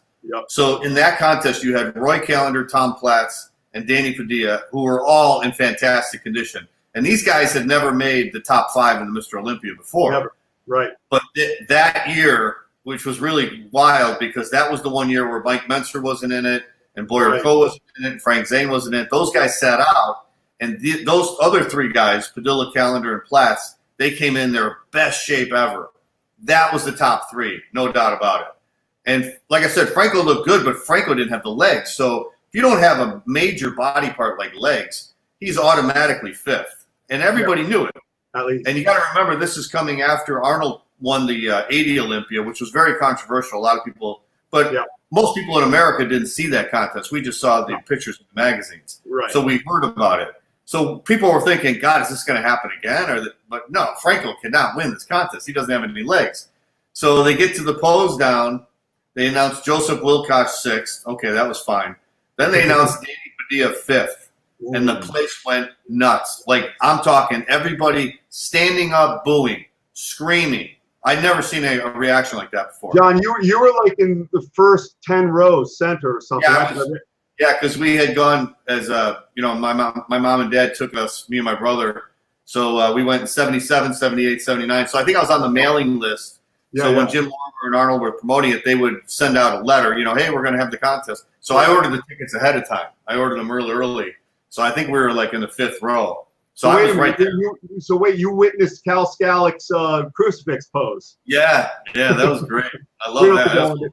No, I'd rather hear about the 81. So what happened when they had Padilla 5th, and then what were people doing? They were throwing stuff? Yeah, and then they go Callender 4th. The booing continues. It doesn't stop. It's like, I'm talking everybody booing in the theater. what were the reactions of these? I got Roy on the show next week, actually. I think I got him on. Oh, great. He's a great guy. Real nice guy, but I'd like to hear his take. And, you know, if they don't want to talk about it, it's fine. No, Mike's a friend, but Mike doesn't like talking about the T-shirt thing. He was actually friends with Waller. It wasn't really true. But so then they had fourth place, which was Roy Callender. Roy, right. And then we have the top three. Tom Platz was third, which everybody thought, I think Tom Platz should have won. So once he got third. Did you think that too? I had Tom winning, yeah. But it could have been Callender, Padilla, or Platz, and it would have been okay, probably. Yeah, any one of those top three, I think if they would announce them as the winner, I think the crowd would have been okay with it. So now you got Dickerson and Franco left, and then of course they announced. By that time, people were leaving. They weren't even. They were throwing their programs at the stage. They were taking change out of their pockets and throwing them at the judges. wasn't Rick Wayne right up in front of you, and he was like going nuts? Rick Wayne and Weeder left and all that. Yeah, and then when Franco got announced the winner, usually like Weeder and Arnold would come out. Arnold was the promoter, and they would hand him the trophy. They didn't even come out. I think Weeder left.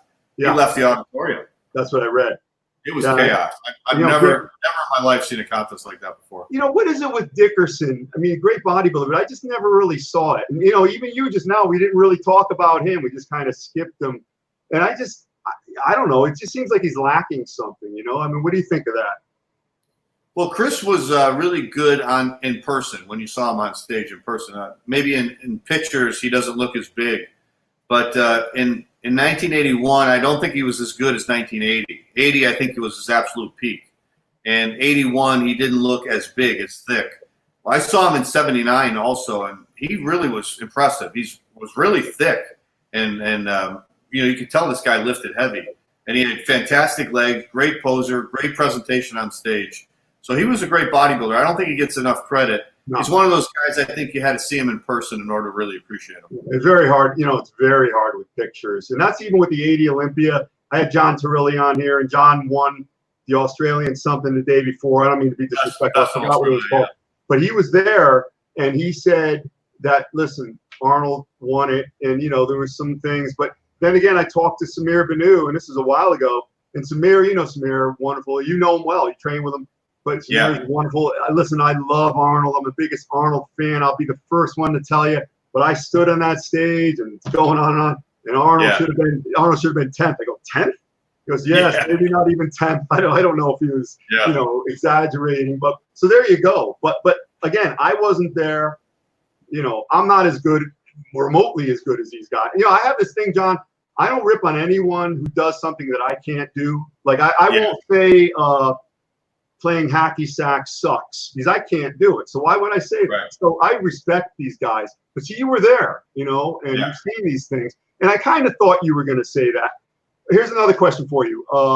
Pumping iron or generation iron? Oh, pumping iron, by far. Yeah, I knew that would be a quick one. Yeah, and you know, again, listen, the young people may not agree, but, you know, here's a really good one for you, and I think I picked the right two here. Pulp Fiction or Shawshank Redemption? Wow, two great ones. See, I knew I'd get you to think a little. Yeah, I think Pulp Fiction, though. I think that's probably one of my top two Tarantino movies. Shawshank was what, Spielberg, I think, right? No, Frank Darabont was the director, but it was with Tim Robbins and Morgan Freeman. No, but as far as who directed it, was it Spielberg or? No, Frank Darabont. Oh, he was okay. All right. Why did I think Spielberg for some reason? Okay, yeah, but either one, you know. Based on a Stephen King novel, though. That's what I was thinking. Okay, not Spielberg, Stephen King. Okay. Now, if you were able to, this is a question for you as a bodybuilder and your physicality, and you're obviously got to be very honest with yourself, because you're your tool that you're trying to sell. If you were able to leverage all the knowledge you've gained since your heydays of competing when you were younger, and you've learned so much more now, and you were able to implement, how much better could have you been? You know, what would you have done different, or what would you have improved in your physique, you know, looking back? Well, I can tell you when I started, I didn't train my legs as seriously the first couple of years when I was training at home, so I would have done that more. Also, when I started competing as a teenager, I competed too much. I was doing like 3 or 4 shows a year, and with having a fast metabolism, it really prevented me from getting as big as I could have gotten. So I would have just done 1 show a year, had a longer off season, and I think I would have been really big as a teenager, because I was pretty big as a teenager as it was. But I think I was only like maybe 180 in the off season, maybe 170 for a contest. I probably could have competed. You've got a couple of pictures when you weren't too far afield of your teenagers. You're gigantic, you know, that single bicep shot, and when you were only 21. So you weren't that far. Yeah. And I kind of thought that when you said I competed 10 times as a teenager, you probably guessed that didn't give you a lot of time to grow, maybe, and you're always in dieting phase, or you know. Yeah, that's what it was. Yeah, I was preventing myself from growing, and I was probably hurting myself as a competitor. I learned a lot about competing, obviously, because I competed 10 times, and I learned like how to hit the poses correctly. So I think I became a better competitive bodybuilder, but I would have been a better bodybuilder if I would have had a longer off season, and I would have just done 1 show a year as a teenager. So I kind of missed out on my growing years. So when I turned 20, I had to just focus for the next 2 years on getting as big as possible. So all I did when I was 20 and 21 was just eat, and train heavy, train 4 days a week. And my focus was just on getting as big as possible. And I went from, I was probably 175 in my last teenage show, and I went up to 230 in that time period. Yeah. So, what was your best, not necessarily contest, but what year or what edition of you was your best look, would you say? Throughout my whole career? Yes. Let's see. When I won the 1986 MPC Illinois, that was good. I was 23, and I really looked good that year. But I think when I did the Junior Nationals in 1989, and I really looked good. I was 205, really ripped. John, was that in Chicago? No, that was in Memphis, Tennessee. You must have been at the one that Porter Cottrell won in '88 in Chicago. Yeah, I went and saw it, but I wasn't in it. Yeah. Yeah, me too. Yeah. But you know, I had him on here. He was really good. But you know, my friends and I were there, and we you know, the guys all looked great. You know, but then all of a sudden he stood out, so you could just tell that. Yeah, you know, he was a great bodybuilder. He was going to win that. And you know, as far as you winning the Illinois, what year was that? '86. Those were huge. Yeah. Those were huge shows. Usually, the guy that would win that in the Cal and maybe Mr. Florida are the front runners for the national title. 87, I went in the novice Illinois. I was really ripped. I was never really big. Like Brignoli said, when he won the California, he went backstage and he was in a tracksuit. He was like 180, and some big giant guy said, "Hey, the pool's down the hall." And then he took his clothes off and he beat the guy because you know, back then you could be ripped and win. Now you just it won't happen. But I went in the novice Illinois, which was at Glen Bard East High School in Lombard. It was like 110 guys. You know, I was left. And in fact, the guest poser was Russ Testo, ironically. Oh, wow, yeah. But you know that. The guy, you know, if you won that, you may not even win the Illinois. That's how hard it was back then, you know? Yeah, I mean, there was 50 guys in it the year I won it, so it was competitive. How many? 50. Wow, yeah, that's a lot. That's a lot for a state show, you know. So going forward, what do you see happening? You got the books, you got the challenges. I mean, you got a lot of things that you can do, and you maintain your youth. So it's not a matter of, you know, time to retire. I mean, I don't think guys ever, you know, retire but not stop doing things. No, and you'll always train, correct? Oh, always, yeah. What I want to really get into doing, Mike, is I'd like to really expand my online training. I'd like to get a lot more people who are competing, and I'd like to get that going a lot more. I'd like to write more books. I'd actually like to, one day, my dream is to write a fiction book. Yes. And I'd like to write a Rocky type story about bodybuilding. Yes. A young kid growing up and finding himself through competitive bodybuilding. That's my dream project. I'm not there yet, but that's well, if you ever saw the movie Finding Forrester with Sean Connery and the young Rob Brown, the actor, he's like a inner city kid, and he's in trouble, and you might want to watch it. You'd like this. And Sean Connery's like this famous writer that hid his whole life after his big hit in the 70s. And he lives in his old apartment, and he tells this kid is a good writer, even though he's kind of like a thug or something. and the kid doesn't know how to write. He's a good writer. He doesn't know how. And so he goes, well, how do I do this? And he said, you just write. Write. And then you go back and edit, because then it flows, you know. And, you know, a guy like you could be like Rick Collins, because the interesting thing about Rick Collins is, you know, he's been in movies and he still does Broadway plays. I mean, you got the look where you can be a, you know, a certain character or whatever, you know. I don't know, not the stereotype, but if it gets you in the door, you could be a doorman, guy working in the bar. You know, start out with, oh, why not? You know, listen, you know, I was talking to Tony Pearson. He was on here. He wrote a book. You know, we reviewed it. It's very good. It's a very good book. Yeah, I read that book. No, and you actually even wrote a very nice rating or testimonial on the site. Yeah. And he asked me, you know, at the end, he goes, well, I'd like to make this into a movie. How do I do this? I said, first of all, congratulations. Most people don't want to reveal their goal. They're embarrassed or afraid. I go, well, first of all, you got to find a guy who looks like you. That's not easy. See, now the point is, you already look like you, so most people can't do that. So you got that going for you. But then I told Tony, I said, you know, but still, you haven't completed the deal. Because I had a guy who used to write books for college, universities, very famous in that niche, lost his vision, so he ended up working in my clinic. But I learned a lot from him about writing books and turning them into movies and turning them into something else. And he said this, he said, your outcome must be one of a winner. And I had to have him explain that, and I'll do it with Tony.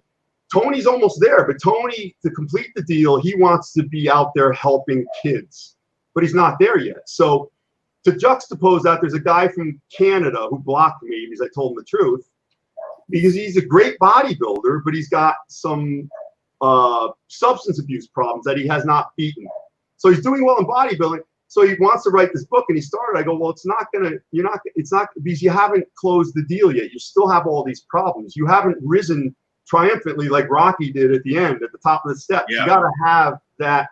You know what I'm saying? So Tony's almost there, and once he completes it, you know, talk to Dan Solomon. He was able to get money up for. You know, if it offers something that lifts people up, we talk about Tom Cruise climbing, and you think you're him. It can't be something where you want to. You know, like if you ever saw the movie The Road, it's about, you know, aftermath of a nuclear war. If you want to ever think about taking some strychnine and offering yourself, just watch that, and the deal will be closed. Right. Well, I told Tony this too. I said there's more outlets now for getting anything done. You know, you got Netflix, you got Amazon, you've got all these other pay-per-view. You know, there's just so many outlets to get a movie done. Where, like, you know, if you look at Stallone back in 1976 when he got Rocky made, I mean, that was a miracle that he got that movie made with the big production studios, and he really had to convince them to put him in it, and he's an unknown actor. And that was amazing. He ended up turning down $350,000, which is about unbelievable. It's a little over $2 million in today's money. I looked that up. So, you know, he had conviction. He figured out, I'm already down and out. I know what that's like. Yeah. Already lived in the why. I got it. But the movie I just saw too, Mike, was recently on Amazon. I think it was The Lords of Flatbush. Oh yeah, you just posted that. I saw that. Yeah. What a great! You know? Supposedly Lou Ferrigno was up for one of those roles. Did you ever hear that? No, I didn't know that. Wow. Yeah, he was up. He the big guy, but he didn't get it. And then he something else. Hey, would you mind, since Palumbo referenced it? Did you have like a little kerfuffle with Big Lou recently about something you said? Yeah, we just did a show called about pumping iron, like the secrets behind pumping iron. Yes. And so we were talking about how they made the movie and like behind the scenes stuff. And so I referenced Randy Roach's book, his second volume, Muscle, Smoke, and Mirrors. And Randy was talking about a lot of the guys who could have been in pumping iron, but were not in it, like Dennis Tenorino, Steve Mihalik, Sergio Oliva. So in the book, Randy said that Steve and Lou Ferrigno trained together. And I think Randy interviewed Steve before he passed away. And Steve was saying that he was training with Lou and they were training really intense. But then the producers of Pumping Iron wanted him to have his dad train him. So then, you know, Steve was out. So I mentioned that, and then Lou sent me a message on Facebook, and he said, "You got your facts wrong. I never trained with Steve Mihalik." So I was like, "Oh, okay." Well, I said, it said it in Randy Roach's book. So I said, you should come on my podcast and then tell me the whole story, and then we'll do an interview. And he said, no, thank you. So I was like, okay. Lou's a tough one, but I will tell you this story because it comes from his mom, and she's still alive and lives in the family home, from what I know. Okay. In 1980, my mentor in bodybuilding, Frank Salentano, opened a gym here in Connecticut, and we went to Lou Frigno Equipment Company in Brooklyn, his father's place, Yeah. Matt was there, the mother was there, his sister was there, Lou's brother was there, who looked exactly like Lou without the muscles. He was eating Italian ice. I'll never forget it.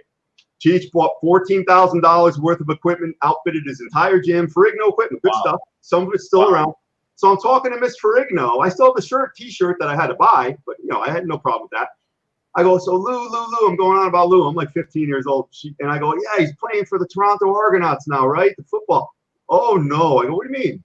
Well, then I said, well, yeah, actually, the magazine said he tore his Achilles tendon, and that's why he came home.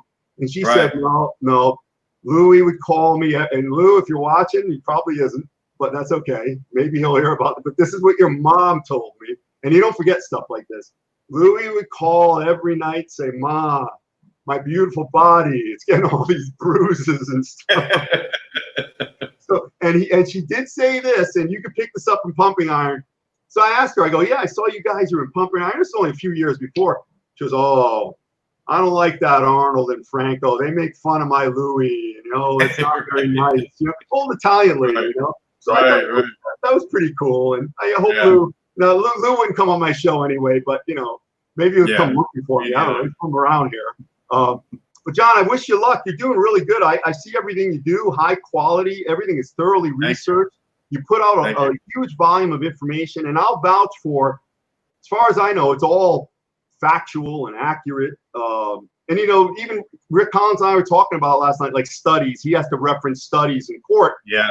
I go, Rick, how do you find what's true? How do you find who's not motivated by money, or they're leaning towards the wrong side because somebody's paying them off? He goes, look, like almost nothing is true now. Almost nothing. Maybe Jack LaLanne was the real thing, but so here you are, you remember all this, almost like a person who's tortured. You can't forget. Not that you are, but and I think that's important to have all this. So if anybody, you're here and you'll visit this in the future, all the places you can go, johnhansenfitness.com for personalized programs. You can go to his site and you can see what he's done. He's got the before and afters. It's a lot of information. Oh, give a plug for Old School Old School Lab. Old School Lab. Yeah. You like the company, writing articles for them, and then they're helping me give the prizes out for my John Hansen Fitness Challenge. Actually, it's called the John Hansen Summer Fitness Challenge because it runs over the summer. So and that starts again on the 15th, which is Monday. So if anybody's interested in that, go to my website, John Hansen Fitness. It'll be right there on the page, and they can sign up for it this weekend, and we'll get it started on Monday. It's a good thing, folks. You won't find there's very few teachers. I don't like the word trainer. I say teachers. One who proffers fantastic. Who just chimed in? I'll just put it up so everybody can see it.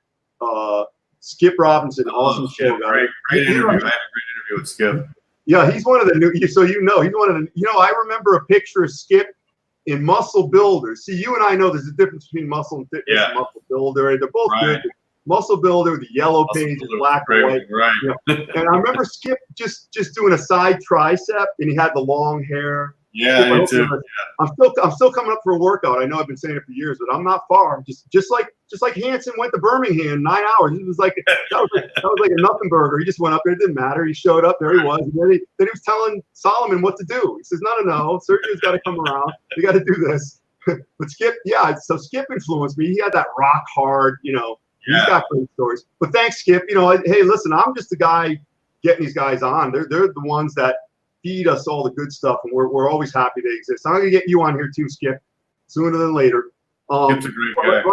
Like we were saying, so John teaches, and if you have any gaps, just like Stallone said, I got gaps together, we fill them. You might be one little thing away from getting what it is you want to get. Just want to look good, you want to get abs. And I realize, listen, John at higher levels, but we've been doing this for many years. And we don't take it for granted. We know how hard it is. John's not the type. Somebody's really sad, and nobody ever. They're always invisible to other people, and they never have a nice word spoken to them.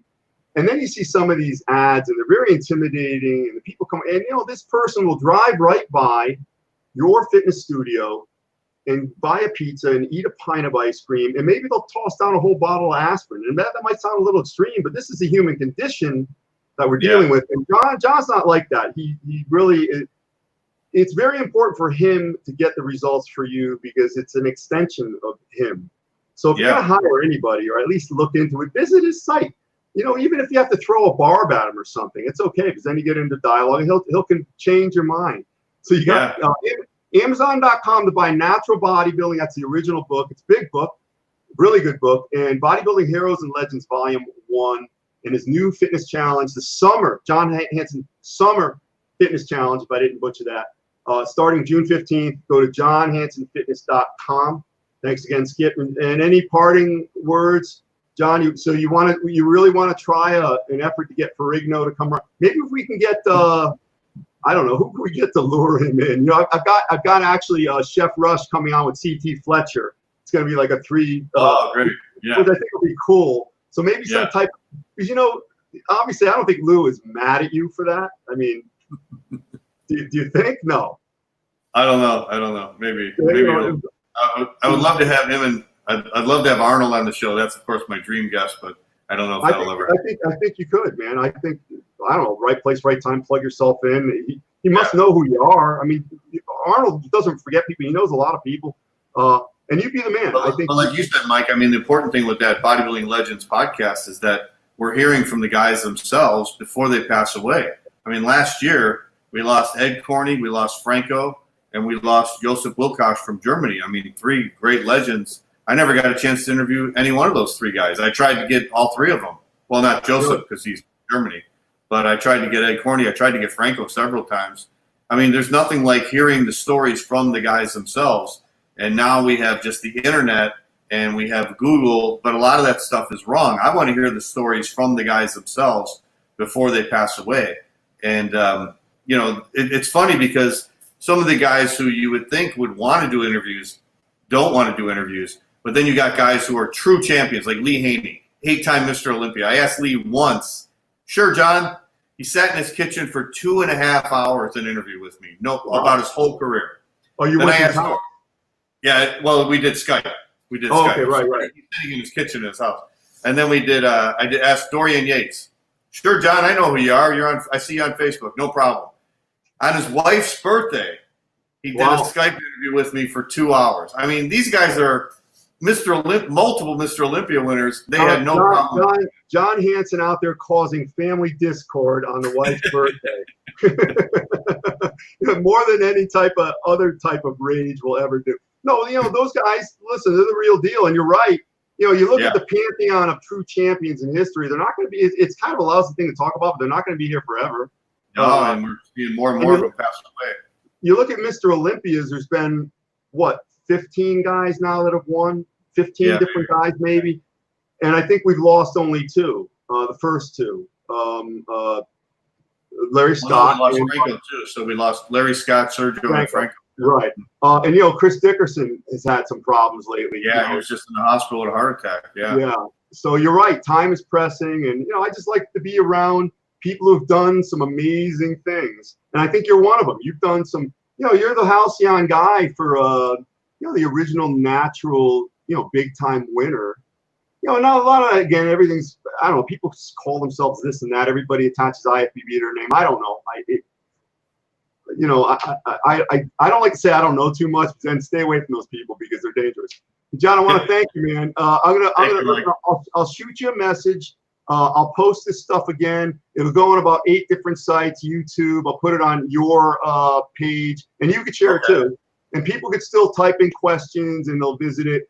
Friday's not the best night for Friday and Saturday for Facebook marketing. People are out. Well, now they're in, so I figured maybe. But no, generally, Monday, Tuesday, Wednesday are the best. But even still, it's out there now. I do thank you because I'm better for it. Finally talk to you.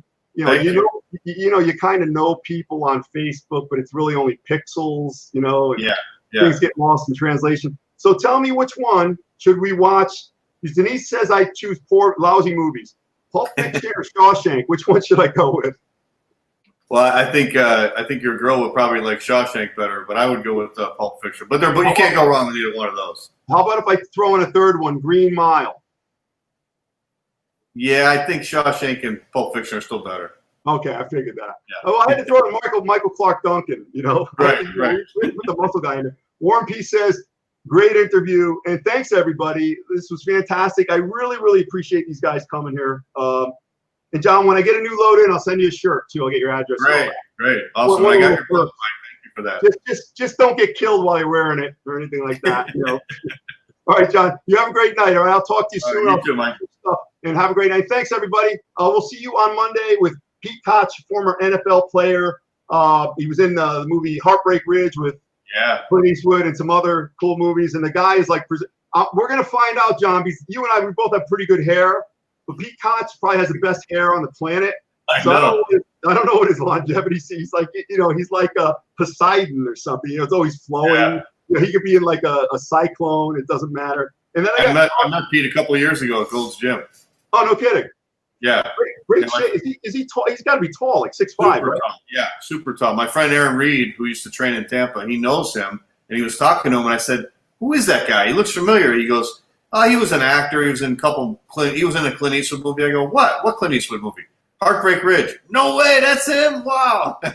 I posted it, John. Everybody's like, sweet. Right, and then some guy from Sweden comes on. He's not Swedish. I go, no, it's just a role. He goes, oh, okay. I don't want to impugn the integrity of the motherland of Sweden or anything. Nothing against them. And then I got Carlo Filippone on Tuesday, one of the top food prep companies. He's also a former national champion. Fun, really cool guy. And nothing but praise about his food. Tastes really good. The real thing, not this fake, chicken that you're not sure where it came from. And then later in the week, Roy Callender, and that'll be really interesting. He was in that show that Arnold lost to Zane in '68. You kind of see Callender standing back there. Actually, you got to ask Roy. Roy spent the night with Arnold in the hotel room that night when Arnold lost to Zane. Oh God! We got to tell you that story. Well, we got to get the lowdown. I wonder if Arnold gave him advices. It didn't look like Arnold was giving him any advices that day. Arnold was very upset he lost to Zane that night. Yeah, I think he came to terms with it later on, like he was telling Jerry Branham. Yeah, he did. He said, he beat me, Yeah. But he had that European size thing without the refinement, I think, and yeah, he was pretty white and bulky. I could see why Zane beat him easily. Zane was always a little perturbed, though, because on the winner's dais, literally, you probably know this, but Zane told me this. Weider comes up to Zane while they're still standing. He goes, I really got to sign this guy. Arnold, he's the new thing. Yeah. What do you think? Right there, what do you think? He's holding the winner's cup. He goes, what do you mean? I want that deal. I just won the show. He's like, right. So a year later, he gives him a ticket. But, right. Hey, John, thanks again, because I think we can keep going over the credits for like an hour and a half. Right. I'll try to figure out somebody to bring on with you so we can get like another, and we'll talk more about longevity because, again, aging without getting old, and you maintain that mindset to keep doing great things, because once you break down, you say, screw it, then you're that old guy sitting in a greasy restaurant on a Sunday night looking down at your soup alone, broken, and we know how that turns out. Okay, right. Have a great weekend. Thanks everybody. We'll see you Monday. Enjoy your weekend.